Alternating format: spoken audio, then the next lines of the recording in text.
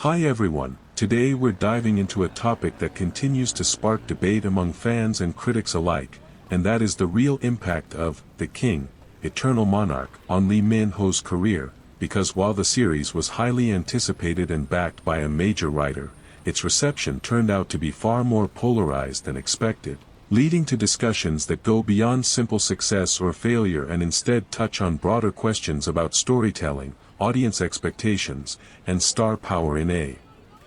rapidly evolving industry.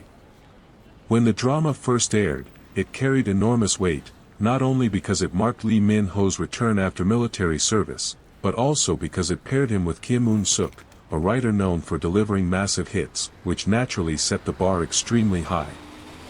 However, as episodes progressed, online discussions began to reflect growing confusion over the narrative structure, particularly the complex parallel universe concept, which some viewers found intriguing while others considered unnecessarily convoluted.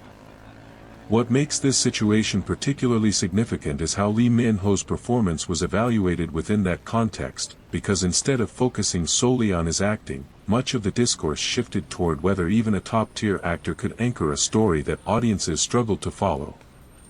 On platforms like Reddit and international forums, viewers debated whether his portrayal was restrained to match the character's royal demeanor or whether it lacked emotional depth, illustrating how perception can vary dramatically depending on narrative clarity. At the same time, there were strong defenses from fans who argued that his performance was consistent with the tone of the series and that the real issue lay in pacing and editing decisions. Industry commentary later suggested that the show's global streaming performance was more favorable than domestic ratings might indicate, highlighting a growing divide between Korean viewership patterns and international consumption habits.